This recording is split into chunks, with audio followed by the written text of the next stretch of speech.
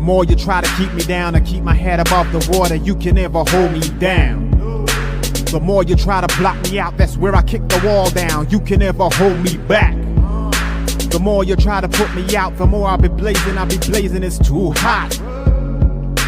The more you try to put me in the dirt, increase my work, the expert. You see the hunger in the eyes of a survivor. Swallowed my pride, washed down with some saliva. Reinvented my whole life, mental MacGyver. One door shut, another open up wider. Listen, battle drums in the distance, moving with enough force like army tank pistons. Pray for the strength of Jah to fight resistance. Fight mode, shields up, moving with resilience. With the strength of 1,000 lion and the strength of 1,000 giant, please stay strong. Please stay strong. With the strength of 1,000 elephant and the strength of 1,000 tiger, we stay strong. We stay strong. Hey everybody, it's Casey with Pinecase. Thank you so much for tuning in to the podcast where music is our drug of choice.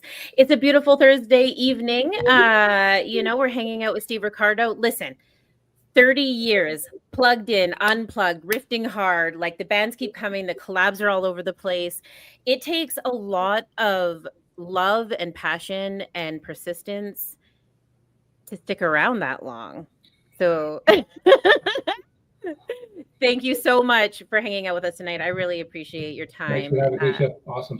Yeah, and your experiences too. So I'm super, super excited to pick your brain about a few things because, like I said, 30 years is a little while. And, the music industry has changed so much over, especially the last 30 years. I kind of want to hear some stories and take us back to where it all began for you. Where did it all began? Wow. My grandmother. She was a flamenco guitar player, and as she got older, she suffered from Alzheimer's. And one thing that I kind of found out back then, bringing it back to today, 2025, that every time you handed her the guitar, she'd take a few minutes and then she'd figure it out and she'd start playing.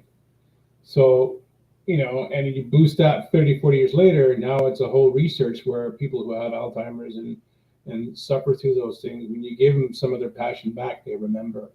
So I started watching her as a kid, sitting on the floor, and she'd be playing like crazy. So I started picking it up. That's where it started at the age of 11. Wow. And then from there, it just kind of grew. Dad bought me a guitar. Mom bought me some drums, and then just kind of went on and started playing, started learning. We didn't have YouTube back then. So it was, if you put the album on, you learn to the album, and off you go. So it was a beneficial for me, and parents were always pushing to achieve the best you can out of yourself, which, God bless them both. And here we are, X amount of years later, still going, still playing, and still putting up with it. That's so interesting that you say that, because there's so many studies now, and we've actually had Marna came on, and she explained it to us from a scientific standpoint about like what part of the brain is actually connecting and how that affects people's memories. And it's so interesting that people were able to utilize that, like your grandma was able to utilize that before it was even kind of public knowledge. Yeah. Although it's not super public yet. I mean, I still feel like we got a lot of education to learn, but yeah, that's really neat that she was already using that as a tool, or that you were able to witness that piece of it. It's really beautiful. And shout out to your parents, honestly, because not every parent can see that in their kids, and not everybody, wants to invest in their kids. I think that it's our duty as a parent to do that. But I know that music keeps a lot of people out of trouble. And so when we're able to identify that in our offspring, I think that's a really powerful thing. It is. Well, I mean, I'm European, so I was from Spain. My dad was Hungarian, my mom was Spanish. How they met was unorthodox, but they always had, they had their dreams, they achieved it. And so as a child, one child, which sucked, it gave them a little bit of ability to push. And you want to do this? We'll help you, or we'll push you a little bit to give you your rights. I mean, I used to skip school, hitchhike back home, play guitar for 6-7 hours, and then hitchhike back to school. And then my mom would pick me up. How was school today? That was great. It was awesome. Not knowing until I graduated that I had missed 328 days of my entire grade 6 to grade 12. And she was looking up, what? you know, that's the dedication, right? And that's the push to, if you want to achieve something, you can't just go half-ass. You got to go full throttle. You gotta go full throttle. Well, and I guess maybe that was like you, not I guess, that is you making sure that you're getting the education that you could see was going to help you too in the future. I mean, to be that sure of something at that age, and I mean, obviously our intentions are a little bit different, especially in high school, because I'm I don't have the best attendance record either, but yeah, I think it's important to like know what it is that we want and kind of take it by the balls a little bit and go for it. So that's really cool. So where did passion then become, like a band? Where did that kind of meet? Like, so back then we had a magazine called the Georgia Straight, and we had a couple others. So my dad was a contractor, so he traveled between Seattle and Vancouver. And there was a little blurb on a small paper that says band that's signed looking for guitar player. And at that time I was 15. And so my dad, with his Hungarian was, it's a band in paper you need to go check out. I'm like, where are they? Oh, they're in Seattle. So made a cassette tape of me playing, and my dad mailed it down there. And a month later, we got a reply back, yeah, we got you an interview date. Come on down.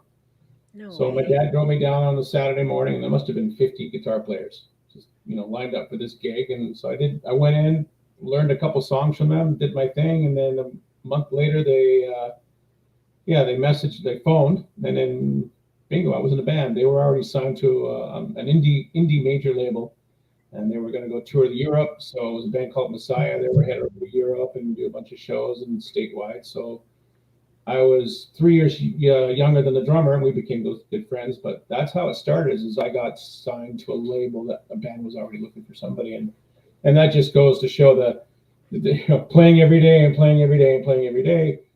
These opportunities, sometimes it's talent, sometimes it's just right timing. Yeah. And everybody says, oh, they have no talent. They might not have talent, but they've got the right timing to show what the label wants or a manager wants. You step in the store at the right time. I got called for a horror movie 15 years ago because I went into a Walmart and I looked up specific part. Guy gave me a card. He goes, we're doing a horror movie. I'd love to have you in it. I'm like, cool. Yeah. Right timing. Yeah. Well, and also I think that has to be like, you have to be a yes person in order for that to happen. I mean, it's one thing to see that, that like little piece of the newspaper or whatever, but it's a whole other thing to be like, yes, like absolutely, I'm going for it. Goal oriented, it's yes, always yes. You have your things that you want to achieve. It's not, I'll think about it. No, it's either yes now or you're just not going to do it. And that's what separates a lot of differences between, actors, musicians, writers, anybody else, that they got the part, not because they'll call you later. It's because I said yes. I was at NAMM 2025 in January, and I was speaking to Dino from Fear Factory. Love the guitar player, Dino Cazares. And so we had a little chat, and I asked him, I says, what separates the guys that are in the A list from the B list? He goes, timing and being reliable. If I call you, I would expect a call back within 5 minutes, 10 minutes, 20 minutes. If you're busy, figure it out. If you want the gig, you call me. And a lot of guys are like, well, I'll call them next week or I'll call them in a month. But that's the reliability. That's what gets you the shows. Is the phone rings, you answer, are you available tomorrow? Let me check my calendar. Yes, I am. Doesn't matter what's on there. If that's what you want to do, you have to make sacrifices, whether it's family, work, or anything in between, right? Do what you want to do. If you start sacrificing, you're not going to achieve what you wanted to get done in life. You'll half-ass it, which is not the golden pie. That's got to be some of the most valuable pieces of advice that we've had on this show. Like, there's so many times that I hear people and they're like, well, I was going to do it. I've been thinking about it. Or like, I might, it's just like, right. But what else were you doing today? Like, what else? I mean, if you're going after that dream of yours, like, now's the time, man, because people ain't going to sit around forever waiting to see what you're about. Like, get out there and go and do it. Let's show them what's up. So I think that's great advice. And not to take it back, because I want to stick on this, but before we get too far away from the topic, I'm kind of curious, like, what was touring Europe versus stateside like back then? And like, did you have a preference to wow. for a 16-year-old to experience playing in front of 20,000 people is like, I threw up, I got sick. Yeah. You know, there's no book on how to do this. It's just like, you know, you step on stage, oh great, and that's it. So it's it was really cool in a sense. I brought my dad to my first show. I flew him out. We played Prague. That was our first show, and so I flew my dad out because he knows everything out in Germany and Hungary and Prague. So he was proud and he supported me and just stood by my side. And I came backstage and I'm, you know, throw up everywhere. And he wipes me up with his shirt and he goes, go back out there, right? So the crowd's different, and then you learn a lot real quick, you know. I had great parents as far as don't do drugs, don't drink, even though my dad was a heavy drinker. You learn from your parents to see what they do and kind of move forward. But they always taught me to, if you want something, don't destroy it by adding another mixture into it. Stay straight. And it worked, right? The crowds in Europe were awesome. The crowds in the States were awesome. And you can't ask for something better than, you know, oh, I'm not in school, I'm on tour, I'm doing this, I'm doing that. And I'm enjoying things that I worked hard for and kept pushing the envelope and kept pushing the envelope. Talk to people, learn from them. Dee Schneider from Twisted Sister became a good friend and kind of a mentor as I was growing up. Said, if you want to get to the top, don't drink, don't do drugs. And he was a poster model for that. I got to meet Gene Simmons over the years, and the same thing. The top guys that are always smart about what they did were always focused about, okay, money, but their goals at the end of the day. You know, don't mix it with drugs, don't mix it with alcohol, just stay focused and be like a trigger and an arrow and just go for it. So. You know, it's funny because the music industry is kind of inherently associated with like this party mentality, and you know, and we found a way to kind of glamorize like that, like rock star lifestyle. It's like almost sexy to go to rehab. Yeah, totally, right. And I can appreciate, you know, I can appreciate the marketing piece of it, and I can appreciate like the hardcore part of it, whether it involves alcohol or not, because sometimes it's more about just like your energy and like, you know, your fucking giver than it is about the substances. But I find I respect it so much when people can stand at the top of their game. Well, I guess that's really the only way to get there, but I can sit here and say, like, I appreciate the fact that you've navigated this industry like that, with that in the back of your mind, because, you know, not everybody. I've stirred up too, you know. I've done my, you know, remember, you're on stage for 40 minutes an hour. What are you doing for the other 23 hours? Right. And you can get in trouble. You can get in a lot of trouble. You can do stupid stuff in Europe. You can do stupid stuff in Russia. I mean, some of the stories. What have I got? So we played Russia in a nightclub, and the nightclub owner couldn't pay us. So he gave us 2 cases, 48 bottles of potato vodka. What? And we were taking the train for Kiev all the way to Italy, which is 8 to 10 hour. And we finished pretty much both cases. We were throwing stuff out of the windows of the train. We were destroying rooms, but we were doing what typical 19, 20-year-olds do when they have a shit ton of money and alcohol. And yeah, there's a balance, right? Still have fun, but try not to end up on the news, my mom always said.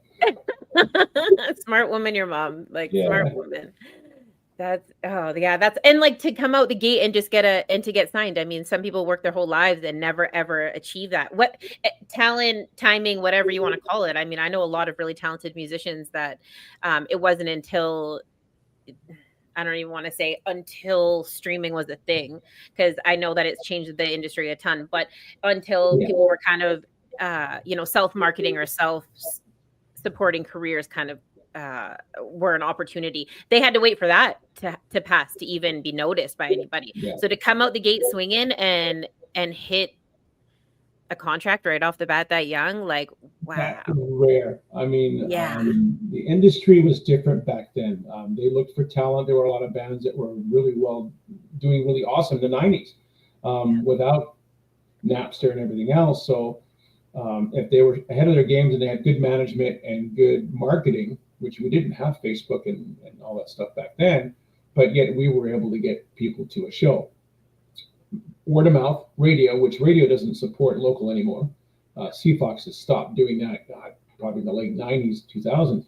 Yeah. So now you've got this interconnected media with Facebook and TikTok and everything else, but now you got TikTok that's only a 30-second stream because we have a short attention span.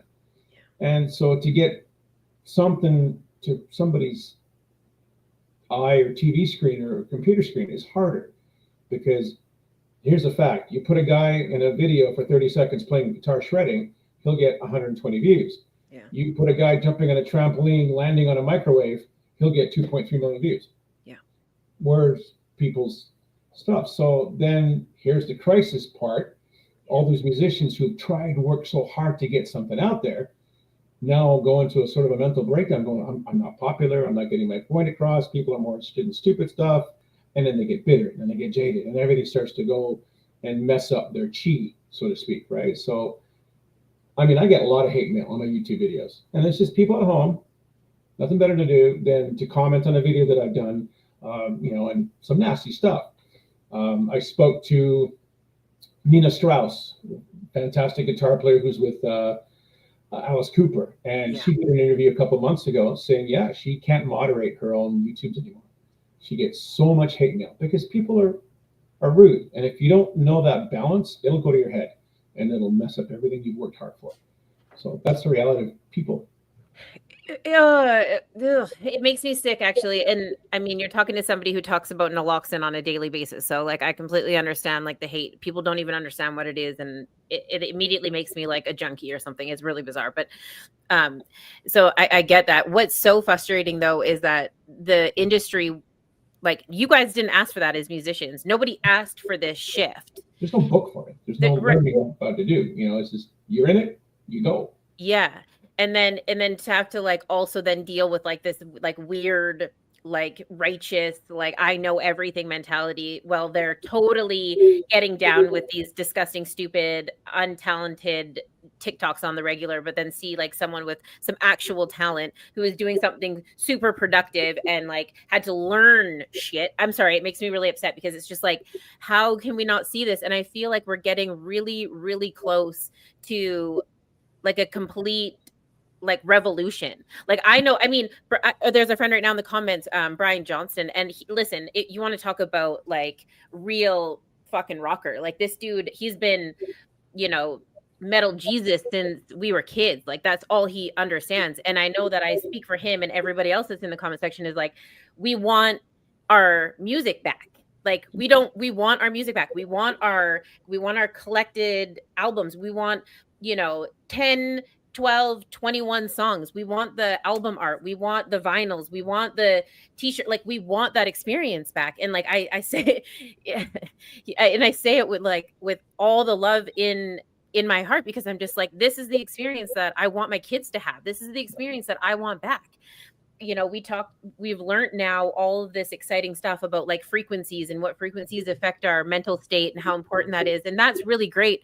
But before we understood what it was, we were just like main veining that shit at like clubs and pubs and shows that we, saved up a lot of money to go to see. And it's like, that was our therapy. So to hear that not only are we suffering as bystanders and consumers and fans, like the industry has changed that much, but to hear that the artists also are dealing with like this, mental fall down because of like the hate and the lack of respect, if I don't mind saying, because that's what it is it really upsets me. And I think we're ready for a change. Like I know it. I feel like we're so freaking close. Like I'm waiting for somebody to push it over the tipping point because people just want their music back. Yeah. I think if we want to resolve a lot of this stuff, we have to just knock off of Facebook, just get off of it, get off of TikTok and go back to the way we were and connect with people. Like I still make flyers. And when I do a show, if I got a show coming, I'll still go to the club a week before and I'll hand out flyers, put posters up the way we used to do. Yes. Because that gives a handshake and a visual. I know who you are. I'm coming to your show. Thanks for doing this. This is awesome. And it's bringing it back instead of everyone, I got 60 people coming to my show. Says who? Well, says Facebook. I wouldn't rely on that more than anything else. No. So, getting that differential between reality and being able to have a hard skin on your back. You need it. And I've been in the industry for such a long time. I've worked, in Bif Naked, Jan Arden, and they all say you have to have a thick skin, because what your flavor of the month today, you're gone tomorrow. So you have to find that balance. What do musicians do? They sing, they do an album, they release it, then there's downtime, and then people don't like it. Management didn't like the album, and they can critique, and everybody critiques, and all we hear about is everyone has an opinion about what you're doing and whether they like it or not. Well, put yourself in my shoes. Sit down for 6-7 months, write an album, and then see how easy it is. For some it's great, for some it's not, but let the person thrive and think about for themselves, but also be able to look after themselves and not take what someone else is saying to heart, because that's what I hear a lot of. Is I hear drummers and musicians and singers just, they're, oh dude, I'm done, I'm not doing this anymore. Why? Because this guy said this on Facebook or whatever. Do they pay your bills? Are they buying your stuff? Delete, block, whatever. Keep moving forward. Yeah. Otherwise, we need to have that thick skin and understand the difference between someone saying something positive and someone being a critique. Yes. Balance. Yeah, absolutely. Absolutely. What, like, oh my gosh, yes. Having thick skin, I don't even know, like, because you guys are putting yourselves out there like night after night after night, like exposing not only yourselves, but your emotions and your thoughts. And, when you guys make music, whether it has lyrics or not, it's really obvious, like, well, maybe not obvious what people are going through, but it's obvious that there is something happening behind that music, that's, or at least the good shit that resonates with people. And so, yeah, hopefully everybody can find like some coping tools right now and just tough it through with us until we can get to the other side of this shenanigans, I guess. What sorry, I don't even mean shenanigans, because you know what, there's still some really amazing things happening, and there's some great festivals. Actually, Decimate Metal Fest is coming up, is right around the corner next weekend, so there's still people that are still out there. But yeah, I appreciate you guys like navigating this situation for sure. What do you think, dealing with like a contract right off the bat and having that kind of being the standard very early on, made you have to create music that was for the label opposed to like for yourself? I think it was different back then when I stepped in. The 2 albums were already written, so I learned all that stuff, and then we started working on an album. Mm-hmm. And it was pretty laid back. It was, this is what we were. We weren't on a huge roster when we were getting started, so we all went to the studio for 4 or 5 months, recorded some stuff. Label came in, heard it, okay, continue, and then we released an album. Yeah. To where now it's, working with Bif. So working with Bif Naked, we were going to do a project called Jakarta, and it was really cool. It was going to be heavy and awesome. And you've got 4 producers in a recording room, and then I'm just laying guitar parts down, and they're all staring at me. It's like, is that the guitar part? Okay, well, maybe should I change it? And they're all like, and just the looks on their faces, they weren't honest, or they weren't straightforward. Different aptitude for different things. So I think nowadays it's harder, but yet with all the social media, you can use it to your advantage. And I've seen a lot of bands without a label doing really well. And just keep pushing the envelope and getting the old school way, talking to friends, going, doing shows, doing lots of shows, and hanging out and just being original and being true to themselves and true to the fans, right? And then they can make it up, and they can build a career without having a label, right? A label's there to basically suck your life and drink your bank account, and just so people can go, I want to get signed. It's not the way it was. It's not the way it was. I would recommend doing things on your own. I mean, I created my YouTube channel. I do my own albums on my own. I release them, and I have my own way of marketing. I don't need a label now because I know the ins and outs of how to do things. And I've even done sessions. I've done, I'll hook up with a band and I'll charge a couple $100 and I'll talk about the top 4, which is TikTok, Facebook, YouTube, and Instagram, and how to market your band to a real simple way. You can just start building up. But you still require that handshake with everybody out there. If you don't do that, people are expecting a golden arch of a rainbow at the end of our album. It's going to be awesome. We're going to release it. It's going to be good. Well, who knows about it? Well, my mom. What's that going to do? You'll have your mom come over for a tea party and they're all just sitting there, with your teepee hats and releasing an album. No, you got to get out there. People need to hear who you are. If you don't do it, you're not going to know. But I'm your mom and your mom's friend. That's nice. Yeah, my mom, a couple of my neighbors that overhear it, like. Don't platinum, I swear. That's awesome. Well, and yeah, the moment they took the bank tellers away and the cashiers away, I knew we were doomed. Like society, I was like, here we go. You know, like there's no reason to ever leave our house. And obviously COVID, that, you know, I don't wish that situation on anybody. It messed up a lot of people. Yeah, absolutely. It was interesting though, because, and not to talk about it in like a positive light, but it also kind of was the beginning of this like self-made artistry, right? Like there was a lot of people that had time on their hands that would never take the time to like learn a skill or to put their, you know, their energy into the passion that they already had. So I think that was kind of interesting to see, but it changed, you know, it changed the world forever. And I agree. I would like to see, I'm like, bring back the 90s, if anything. Like if we can't go any further back, like I'm cool with the 90s. Like we don't, you know, like the 80s would be rad too, but like I'm cool with the 90s. I think if we could just all kind of revert to that and stop holding on to like so much animosity and stress and like I don't know, I keep saying, I'm like, my goal is to just not give a shit. And it's not that I don't, you know, it's not that I don't support whatever people are up to, like that's cool, but I just want to not care anymore about everything. Like, you know. Yeah. Everybody wants your opinion on everything. That's the problem. If you don't give it, then all of a sudden you're not their friend. You know, for this whole COVID thing, we were stuck in our homes. I didn't know we were going to have any more shows. I didn't know if we were going to have. That's it. We're done. I'm going to be playing drums in my living room, and that'll be the end of it. And who cares? So, you know, I'm sitting down there, of course, driving my wife nuts, and she's like, "Go start a YouTube channel. You've got like 40,000 guitars. Go do a review on them." Beautiful collection. Yeah. That's a good idea. So I give her credit for that. She's the one who made me start my YouTube channel. And from there, because I'm home every couple hours, you know, every day, had the time, I wasn't going anywhere. So boom, people were home. And you learn analytics real quickly. You know, what best time of the day is it to release a video? Well, apparently it's between, you know, there you go. There you go, you guys. Take some notes. It changes all the time, right? You got to stay on top of it. Yeah. So the YouTube channel got born, and wham, all of a sudden I got companies sending me guitars, companies sending me drum snares to review. So that's a plus. If you were stuck at home, you had two things of doing, either something positive or you were going to sulk. And a lot of my musician friends that I got to know over the years sulked. Yeah. I'm like, dude, start a YouTube channel, start a TikTok channel, do something. Periscope was big back in the day. And go to Periscope and play and just something. But you don't.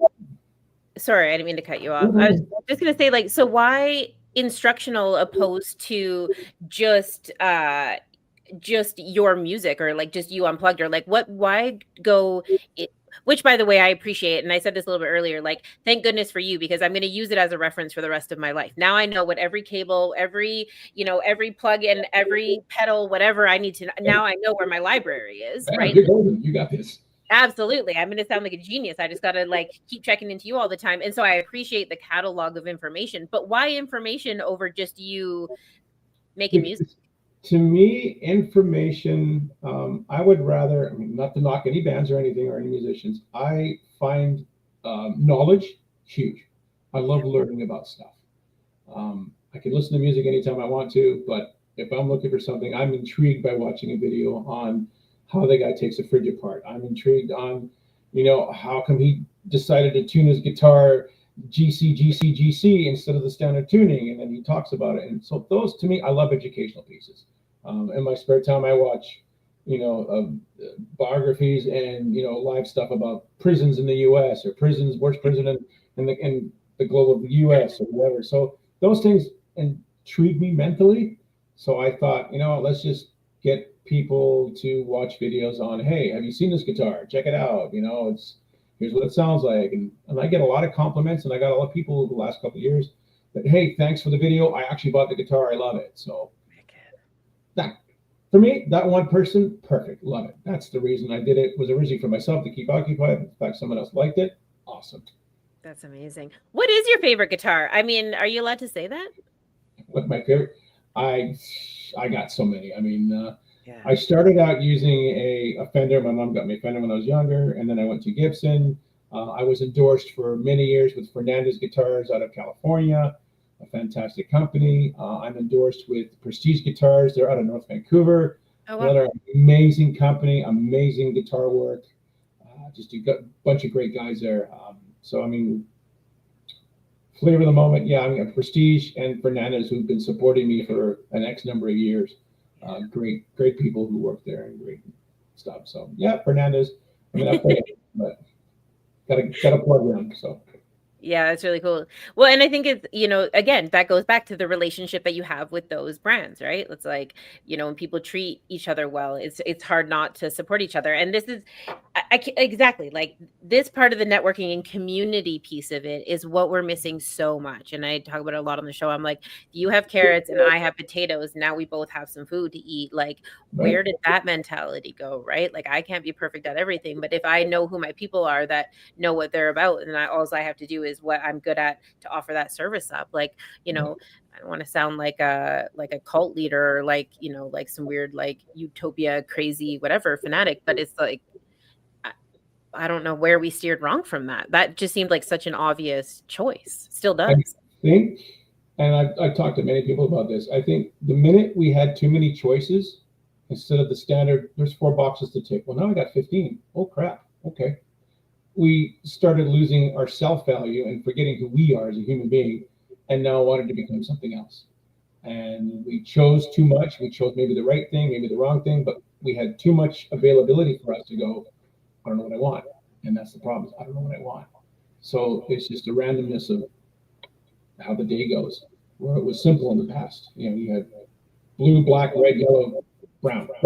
Now you have turquoise and this and rainbow and yellow. And so all the stuff will confuse our mind because we haven't really adapted as a human being to be able to make proper choices based on everything that we've been thrown at us. If we choose wrong, if I choose wrong, then they're going to get angry at me. So then they start throwing that at not being themselves for themselves, but now they're like, I'm picking because Barry's going to pick it, or I'm going to pick it because Joanne's going to pick it. Again, we're losing our identity, right? We're depending too much on everyone else's opinion, which shouldn't. And that's the problem. Is we concentrated on that. Yeah, like concentrating on other people's opinions, and then also being so concerned about not even just failing, but also like not being included. Like, well, if I don't choose that, then like, am I going to be left all by my own over here with my one little thing? And it's like, man, that's actually probably like the golden space of life, really, is you choosing your one thing that made you awesome. I don't know why we try to like loop ourselves or chunk ourselves into these groups all the time. It's really strange, but yeah, I don't know. I don't know why. And it doesn't even need to be that deep, but I think you're right. Like I was, and as you're talking, I'm like, yeah, maybe that is it. Is that it? Because if I had 4 shirts to choose from and 4 pairs of pants to choose from and 4 pairs of shoes to choose from, let me tell you, when I say that, I would leave the house a lot quicker. Yeah. Like speaking of, I had a conversation a few years back with Gene Simmons. We actually were talking about, Kiss. I wasn't really a big Kiss fan, but I told him that. But I says I liked the ingenuity and what Kiss became, Kiss Army. And I says today's day and age, we don't have our own identity anymore. And he agreed. So we've concentrated too much on being a copycat than being an originator.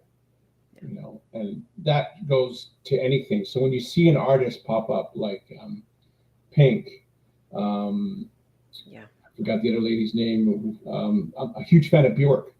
Bjork is awesome because she's unique. She's out there. And Lady Gaga. So those ones stand to me the test of time because they managed to curve and carve themselves something original. And that to me is a lot better than hearing the same cookie cutting rock tune or pop tune that sounds like that tune and that sounds like that tune. Originality, I'd rather be failing at that than succeeding in something being copied. Yeah, I remember experiencing all 3 of them actually, and more. I mean, there's a couple other I can't think of off the top of my head, but and just being so excited that they actually were able to like burst through the I don't know what even to call it, the slab that is like the music industry. Like everyone was just kind of doing the same thing. So when like Lady Gaga is a great example. I'm not even like a huge fan of her music. I think she's an amazing artist and she's an absolute talent. Not necessarily something that I listen to every day, but I can appreciate what she's doing because it's awesome. But then when you see her like as an image, it's just like, yeah, I mean, that's pretty rock and roll. Like what is even happening out here? So yeah, I agree. But do you think that there's too much to lose on the other side of it if you don't comply? Like, is there? So Yeah, I don't know. Maybe that was a stupid question because as I'm saying it, I'm like, you know what? Maybe that was dumb. Like maybe, But that's true though. People yeah, don't want to take the risk. I took a risk. I take risks every day, whether right. I'm writing something or whether I'm joining a project or doing session work or doing a video. It's a risk. It might end up good. It might end up bad. Just like my job, same thing. I take risks every day. I'm either going to listen to my gut and try it and fail 14 times and be successful on the 15, or don't try it all and just go, I'm just going to copy that and that'll be the end of it. So we've lost that as a human race of just excelling in something rather than everybody following the same sheep going around. Yeah. You know? Yeah, it shouldn't be that obvious when people stick out, right? Like it used to be a whole bunch of individual people hanging out near each other, right? And I mean, even like metal shows, like when you're talking to Gene, it's like, that was before. I guess maybe there was kind of like a style, right? Everyone had like the hairdo and the jeans and the leather pants and all that stuff. I mean, that really stood the test of time and and leaked into other spaces. But I mean, even now, like when you go to that, like I guess that's still how we identify people, right? We know when people are into punk music or we know when people are into pop music, and it's just kind of funny that it's just that obvious. Because I mean, I listen to all sorts of type of music, but I don't know if you'd be able to tell that just by looking at me, right? Like, don't judge a book by its cover, Right. Yeah. But it was funny when I was in NAMM this year. It's like I took a step back to the 80s and 90s. Yeah. Guys with fedoras and their hair and how they were all. I'm like, what? This is cool. I thought it disappeared, but LA's got all the fun stuff. Where Vancouver, I'll have a cup of coffee and I'll go for a ski. But the livelihood in certain parts of the world, New York, Los Angeles, Tennessee, Italy, Spain, and those have nostalgia. And Vancouver, I love Vancouver. I've been here for so long. It's like, who was it? Dave Benedict from Default. We were having a conversation with him. What country has the best crowds? Yeah. And he was like, oh, hands down this place in Seattle, or you go down to, Texas or Europe. And I'm like, none of us mentioned Vancouver. And he's like, no, because people here they got too much opportunity. They got too much on their plate. And they go, I can go skiing, I can go snowboarding, I can go paragliding, and I can go, swimming all in the same day. Yeah. Why would I go to a show or why would I go to a concert? And the crowd's different here. It's like they've got so much on their plate. They're like, oh, I'll catch it next week. No big deal. And the lack of energy is kind of not there. I love Calgary and Saskatoon and go to the States, go to California. The crowds in there are amazing. Up here, we've got too much opportunity to do things. So we're like, we're too bougie. Do you think that has a lot to do with the venues that Vancouver holds? Because Vancouver, in my mind, kind of holds some of the most Canadian venues. And maybe that's me being ignorant. No, but when I'm like, man, the Roxy, like the Commodore, like when I, the venue, when I think of Vancouver, I'm like, Vancouver kind of holds like all of my favorite places when it comes to shows. Guns N' Roses at the Starfish Room when they were just out, Richards on Richards had some amazing shows. Richards on Richards, totally. Here's the thing: is the Town Pump. Yeah. Whether it's the city or if I take LA, where LA is full nostalgia. It's Hollywood. You've got the Whiskey Go Go. You've got the Cat Club, which is now gone. The Troubadour. You come here, and all the names that we just talked about, they're gone. Yeah. Because A, infrastructure changed, and B, support. So a lot of that stuff slowly, nobody would start going to the Town Pump. The owner changed. It's a landmark. Now we can build a hotel or an apartment building, and those things changed. Even in Surrey, we played with my cover band the last show at the Flamingo.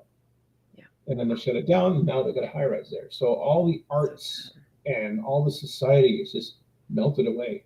And we've got limited places to play. Like I can probably got 5 places we can play in Vancouver now. So what do we do? Yeah, exactly. Well, I mean, other than getting like a residency, but I mean, if there's other spots that are happening all over the place, like, you said like Saskatchewan, that's it.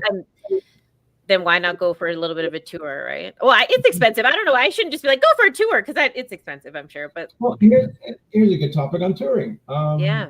I would rather tour the west coast of the U.S. than go across Canada. Really? Yes. Number one, I can hit a city every night and play. Yeah. Going that way, I gotta hit. Okay, let's Hope. Then we drive for 18 hours, and then we hit Calgary, and then we drive for another 18. So it's the distance is huge, and economically and price wise, logistically, it's easier to tour the U.S. than it is to tour across Canada. I know I'll get slack for that. No. But I've been doing it since I was a kid. I mean, it was easier for me to just grab some documentation, throw some stuff in the back of a truck, and grab the band, and off we go for a week holiday, and we're playing every night, going down to California. I wondered if I always wondered that, because I've traveled a little bit. Actually, I hang out with a truck driver quite frequently, and I think it's wild how much ground you got to cover in order to, like, kick it with people on a stage. Like, it's extremely frustrating. And not only that, like, it's not just like the city to city to city thing. It's like, even when you get there, to try and convince people, to even convince people to, like, open the doors. I mean, you've already done this and you're a seasoned veteran, so you don't have to hear it from me. But I always kind of was curious, like, is it more beneficial to go down to the States? And is that what pushed everyone down there? Because I don't even think that Canada, I'm going to get flack for this. It breaks my heart that Canadian artists never got the respect that they deserved versus their American counterparts that were, equally talented. And it has to be like the availability and viability of the touring. I mean, if there isn't a massive circuit, then why would you guys even stay up here? And who the heck's gonna? Did the label do anything? Like Tragically Hip, amazing band from Canada. You go down the States halfway, who? Right. Bif Naked, same thing. Same thing. The rarity is Rush. Yeah. Right. Right. Huge, and then even Dream Theater is kind of like, they're a great band, but when I tell people they're Canadian, they're like, what? They go, yeah, I'm from Toronto. Yeah. Another one that stands out for a huge metal band, or even two of them, Devin Townsend, right, who lives Love them. And Canada rarely sees him. And then the other one, Annihilator, who's from Vancouver, North Vancouver, yet they don't play. He lives in Europe now, because he can do more shows in there and festivals compared to here, because we don't have them. Infrastructure and marketing and management. Failure. It's sad, and even like, as not to date myself a little bit, but as a kid, I remember calling into like Much Music or whatever, and it was just like, it was so cool. You got to pick a song and be a part of the experience. And I remember finding out like that was Canadian TV, and just being so proud that like that was happening somewhere in Canada, right? Because MTV was like crushing it, and everything musical always seemed to be from the States. And so when Much Music came around, it was just like, whoa, and they branched out. We had Much Loud and all. Oh my gosh, it was like the prime, man. And it's like Mulligan and everybody else that used to be on those shows. Yeah, it was fantastic. Yeah. It's like, where did that culture go? Because where did it go? Where did everybody go? Where is everybody? Is maybe what my question is. The internet. Right? Where internet's free. I mean, I could do a YouTube channel for free. I could do podcasts for free. You could slam videos. I got a friend of mine who lives in Calgary that used to have a radio rock show podcast, and he'd play local bands, and then it lasted about a year and then gone. So the attentiveness is there. It's just, that's what killed TV and a lot of the stuff. Is people lost ground and lost focus on it. Went, I can watch stuff for free. And we're, how much does it cost to run Much Music per week? The building, the square footage, the employees, the editors, the mail people, the people at the door. So you add all that stuff and go, you know what? We can just shoot videos for free on YouTube. And we're done. Yeah. Well, and Brian in the comments said, I thought he said RIP. He said RSVP. That's funny. He's shooting off names in the comments for sure, like just like you were. So okay, so we're talking about Much Music, but then also, there's this part of the industry that holds a kind of a special place in my heart. And I don't want to ask any stupid questions, because, ask the stupid question, get a stupid answer. But how valuable do you think it is to have cover bands in the music industry? Obviously, you're part of one, so. I've been part of one for many years. Bonnie Scott, Sister Sabbath. We had a little stint with a project called Generation X that failed. But I mean, cover bands, I guess, for entertainment value, sure. Why not? Do we need 14 AC/DC tribute bands in the Lower Mainland? Probably not. But here's the difference, and this is really interesting. So Tulalip Casino is what, 3-hour drive, 2.5-hour drive. And I went down there with my old singer Connie, and we went to go check out a Aussie Sabbath tribute. They were awesome. So I started talking to him, and so what's the casino pay you for here? Oh, $3,500, and we get, backstage, we get food, we get that, and like $3,500. Wow, cool. Connie, we got to start getting shows in the casinos up here. You know what casinos up here pay you for tribute? $700. $700 for tribute band. So the entertainment value in the States when it's a casino is a lot more valuable because they want people to be in the seats. They want to get good product. They will pay for that product. I don't know how many times I've seen Brett Michaels in Tulalip Casino does an amazing job, and the tickets are like $30. We saw Sammy Hagar, numerous bands, but up here, there's no support for the arts. No. Whether you're in a tribute band or an original band. I mean, back in the day, Sister Sabbath and Bonnie Scott, we get flown up to Fort McMatt with $3,000, fly us up there with our gear, get fed, 2-3 nights of shows, awesome entertainment, fly back. They can do half the price for a DJ, and bingo, just killed the industry. So you either float with it or you can't do much, especially if they're the ones with the dollar in their pocket and they're the ones paying you. So you can pitch what you want. If they don't want to pay it, they're going to go with somebody else. Yeah. Tribute bands have its place. Yeah. Sure. It's entertainment. If I can't see AC/DC because I don't want to spend the $450 for a ticket, sure, I'll spend $30 and I'll go see Bonnie Scott or any OCDC or anybody else that's playing out there, because it's still an entertainment value. And the guys learn their craft. They've learned the songs. They're playing well. Yeah. So still support local at the end of the day. I agree. You know what? I thought my dad was part of Poison, like the better part of my life, because he played Unskinny Bop like cover in. Shout out to People's on Vancouver Island. This is most of these kids in comments wouldn't even know what I'm talking about, but People's Cabaret in Camp River. I honestly thought that I was like, yeah, my dad was he's in this band, and then someone was like, all the dudes in this band are like skinny, tall, white guys. Like, I'm pretty sure that's not your dad. Like, oh, okay.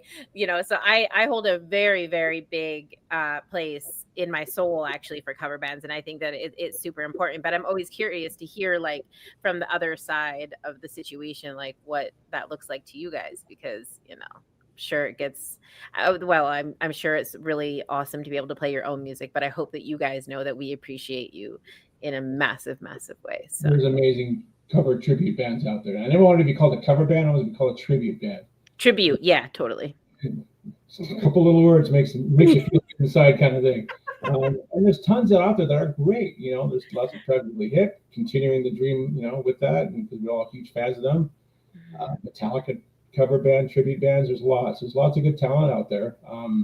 It's just the avenue and the venue of where do you play. I mean, one good thing that I've learned over the years is our local legions, right? We've got Legion members that are slowly passing away. They're getting old.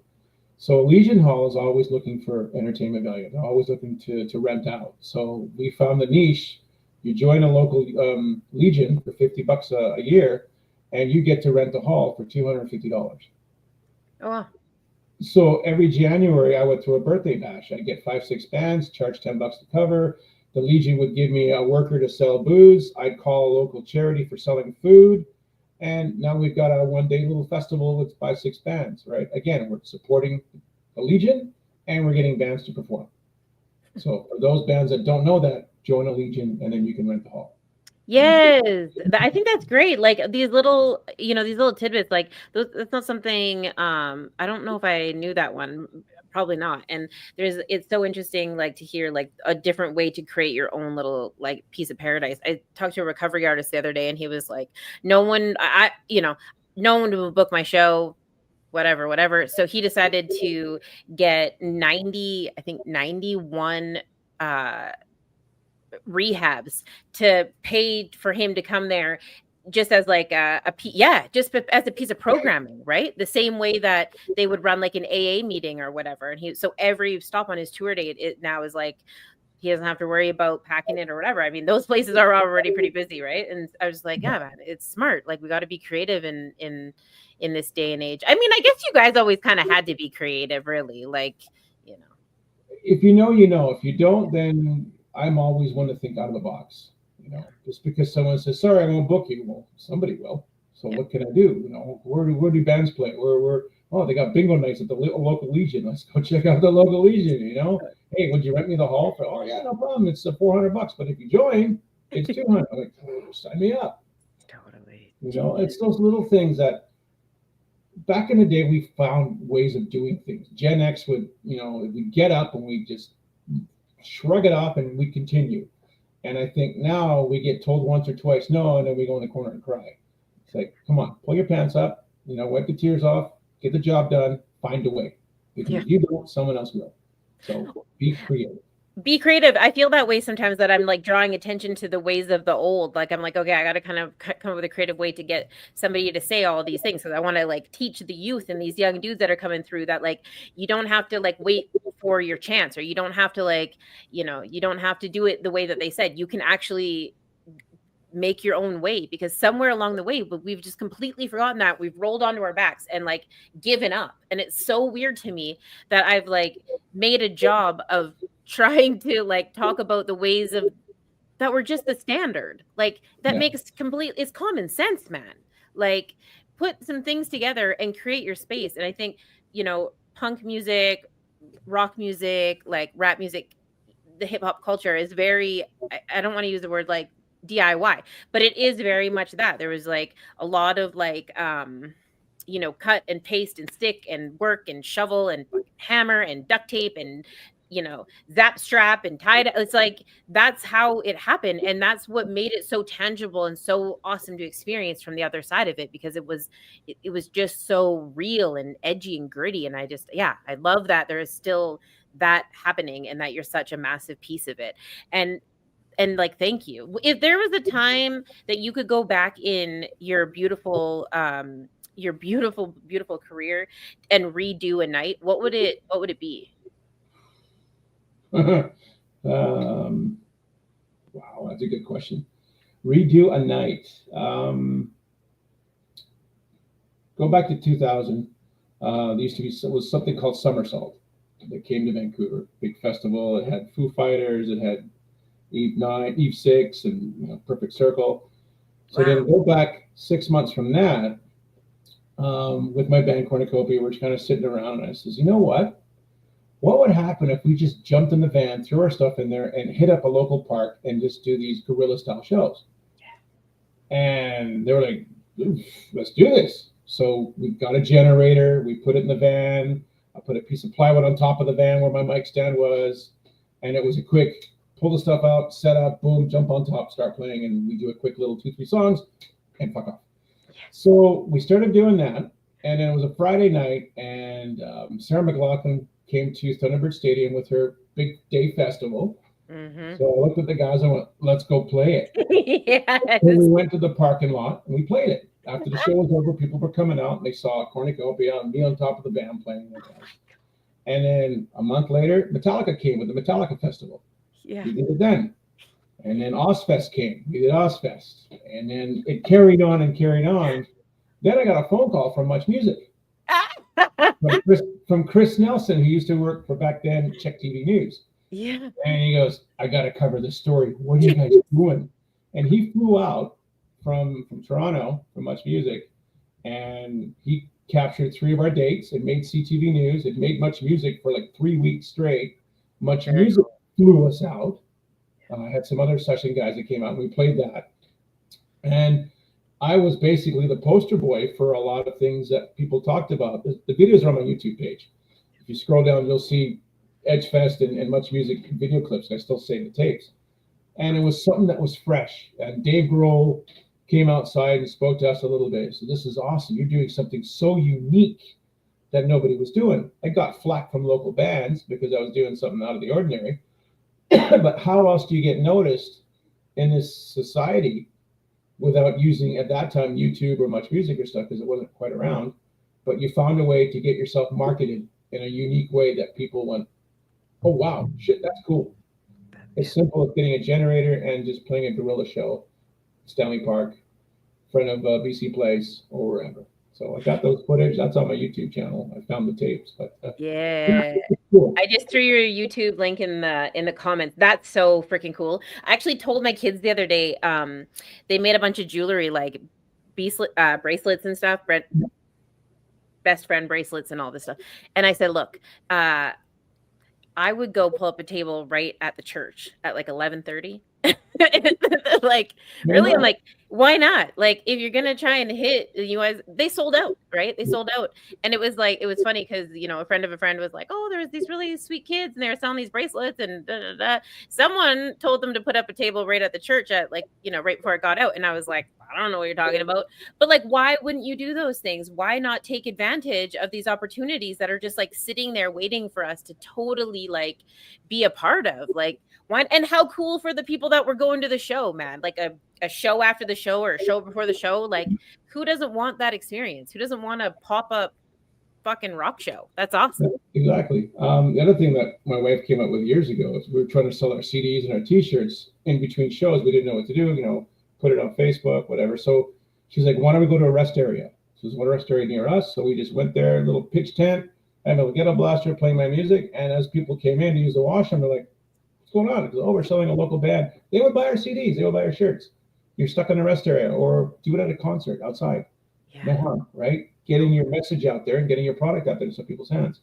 In Las Vegas, the rappers would walk up to you down the strip with the headphones and they'd stop you. Hey, listen to this. And they put the headphones on you and they'd hit play and you'd be playing some rap tune. What do you think? What do you think? I go, it's pretty good. Hey, $5. They throw a CD in your face.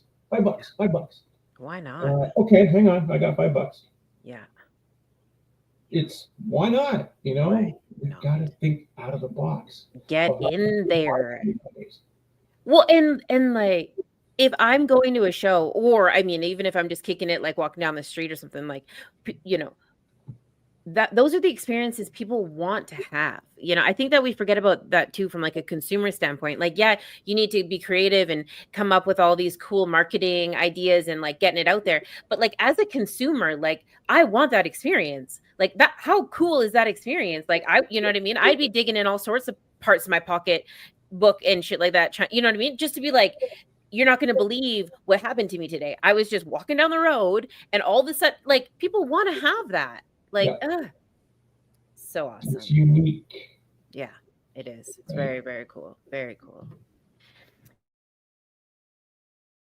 About, you know, playing unplugged versus not so much unplugged. That's, I could even take it one step higher. Try doing stand-up comedy. So, yeah, playing with a band, awesome. Playing acoustic takes a little bit of nerve and, you know, to get used to it and get your voice not to crackle because you're nervous as shit. Takes a couple of times. It's cool. It's definitely raw. I do it at the house. So finally I'm like, okay, I got to get my stuff out there. So I did the album beginning of the year and I ended up doing a couple of acoustic shows, which was cool because it added another level to being comfortable in front of a crowd without having anybody behind you. Yeah. Going back 2 years, I had the great idea of, hey, I want to do stand-up. Oh my God. So my wife's like, oh, God bless you. So we did it. We went to this comedy club in Hastings Raceway. And so we went in there. We signed up. God bless. A couple of people went up. They weren't bad. And then I went up. And let me tell you, I thought I was up there for 2 hours. Oh my God. And didn't do that great, but first time. But I did it. Right. And it was different. It definitely added another dimension to my being comfortable in front of people. I mean, I've taken classes, what they call Toastmaster classes, because back in the day when I was younger, I would stutter in front of 10 people, let alone 30,000 people. I would stutter. I couldn't talk. So my mom put me into acting classes. And that really helped because I had to do a lot of improv stuff, acting. And then to a crowd of 10 people, 15 people, and it definitely, I feel good. I can do this. It definitely helped a lot. So as the years go by, you become more comfortable talking, whether it's radio interviews or just, I do session work for for people with mental health. I talk to people who, my door's always open at work. They want to talk about how they're feeling, and being able to navigate that so they feel comfortable. It's essential. The same thing as talking in an interview or in front of 10 people or whatever. Making them feel comfortable and part of what you're talking about. Find that connection. So yeah, the acoustic thing was cool. Stand up, I don't think I'll do it again.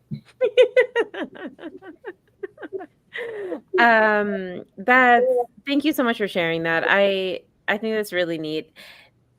I heard a funny story one time about, if you're gonna be a figure, or if you're gonna be a hockey player, you got to be a figure skater. You got to do these other little pieces that add quality to like what it is that you're doing. And so, to not just end at going acoustic, or not just stopping at, maybe, well, I mean, going all the way to stand up is pretty wild, but finding these other things like public speaking classes, or seminars that you can be a part of, or these little clinics and stuff that they have online. Like, there's so many other things that you can add to your repertoire.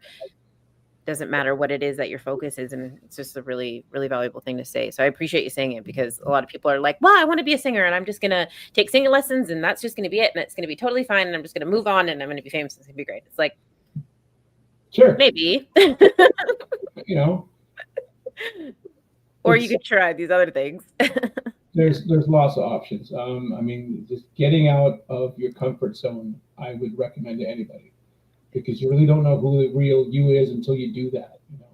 We're all comfortable behind the TV screen or behind our phone and doing whatever we do, but set yourself up. I'm not saying for failure, because we're all going to fail at something, whether it's 10 times or whatever, but at least give it that little inch of life to try something. Because if you don't, it's better to look back and go, yeah, I gave it a shot, I'm not doing it again, rather than, wow, yeah, I kind of regret not giving that a shot.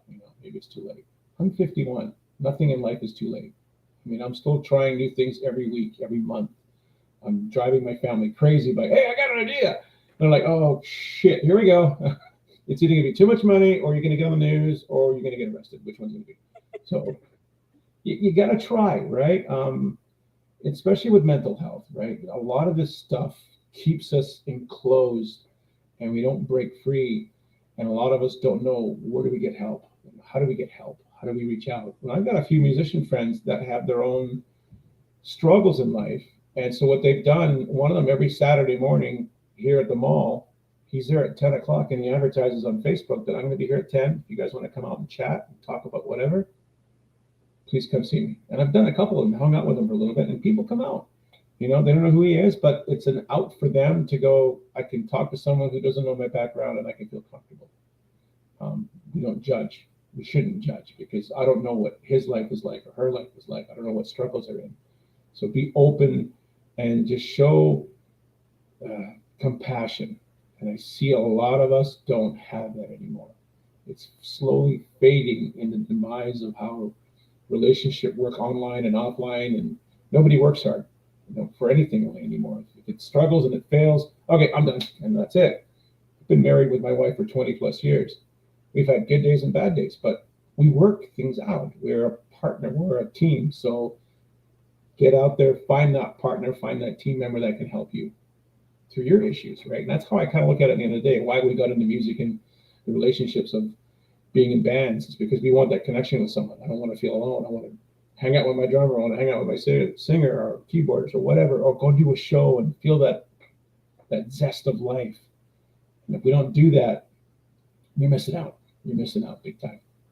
Take those challenges. Amen to that.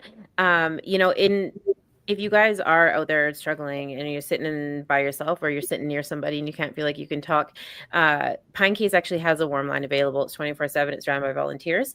It's 250-289-3948. Please do not hesitate to call. We do not mind the reasons. If it's because you are in the middle of a custody battle, or you just spilled your coffee, those are all equally as important to us. And so do not hesitate. If you're in a crisis situation, I don't want to deprive you of this very important number. The suicide prevention line is #988.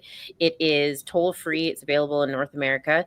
I actually called it to make sure that I wasn't sending you guys out into the abyss, and they have an amazing team of experts ready to talk to you and also give you the resources that you need to keep you around, because we appreciate and love you. And, you know, with all of that being said, I think that, you know, there's also some importance in just like checking on your friends that are good too. Like, it's not just people that you think that are like having a bad day or that have said that they're having a bad day. It's also your friends that are like kicking ass and taking names too. Like, we just need to lean on each other a little bit more and support each other and love each other and just be kind to each other. Cause yeah, like you said, like you never know what somebody's gone through or where somebody's coming from, right? It's not for us to judge, but we need to get back to the basis being community, because we're too far away from that right now. We are, big time.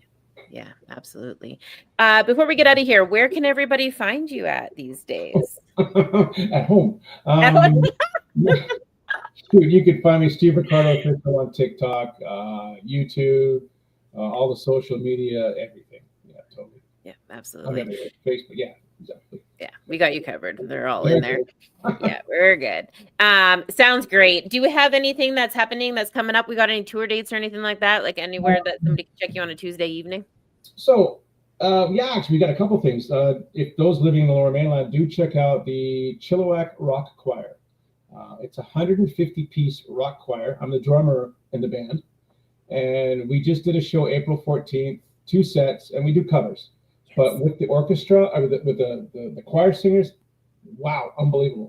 So I play drums for them. We have a show coming up on the 18th of July, and Harrison is a 3-day Harrison Music Festival. It's free, so do come out to that. I'm also in a band project called Dry Hate, and we got some shows coming up. Do check them out, Dry Hate, on all social medias. It's like a punk rock band. And then, of course, I do session work for Dee Starr.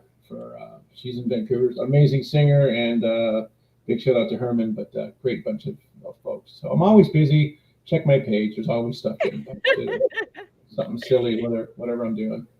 The man said, check his page. Go check his page, his YouTube channel. There's so much happening. I learned so much. I'm super, super excited to share it around to all my friends. I mean, I know that I'm a little bit late to the game, and I'm sorry, but yeah, don't sleep. Well, I can't say don't sleep. You've been around longer than I've been alive. This is so, it seems even silly to even say, like, go and check him out. You guys already know who he is. Let's not be silly. I also have a cooking channel. Yeah. So if you got nothing going on, or you guys just want to like fill some time with some awesome entertainment, Steve Ricardo is your dude. Yeah, totally.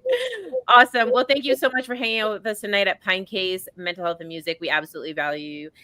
We consider it a massive donation. Your time is obviously super valuable, and we don't estimate it. The door is wide open. Please let us know if there's anything that we can do to support you. And just thank you for sharing your experiences and your talent with us, and your wise words. You know, appreciate you. All right, you guys. Yeah. Take care of each other, love each other, and I guess we'll see you next Tuesday. Bye. We stay strong. We stay The strong. further you take my rights away, I'ma run to it. Refuse to hear my voice. Speak loud when I spit it, but you don't get it. You just wanna be a side critic. See somebody else showing hate in the side of the road with it. Now how would you feel standing on the sideline and watch the color of a nation deteriorate over time? The flag real high, but compassion 6 feet below. Now you're searching for that justice that decided to never show. Deny my place, I'm back with a trace. Keep up the pace, tight lace, game face. Get back in the race. Whatever they did could never be undone. Every dark night ends with the rising of the sun. Squandered every wealth that's built from the mud. Squandered every wealth that's built from the blood. Squandered every wealth that's built in chains. Stolen from the ancestors, running through my veins. With the strength of 1,000 lion and the strength of 1,000 giant, we stay strong. We stay strong. With the strength of 1,000 elephant and the strength of 1,000 tiger, we stay strong. We stay strong. We stay strong. I can see, run to the light at the end of the tunnel when we stay strong. I can't breathe. We're gonna get oxygen without the justice system. We stay strong. And I know, gotta keep my head together, We stay strong. Don't doubt me, please don't doubt me. We stay strong. Tell me how can we be strong if we still shooting? Tell me how can we be strong if we still looting? Tell me how can we be strong if we still hating? Please tell me now, please.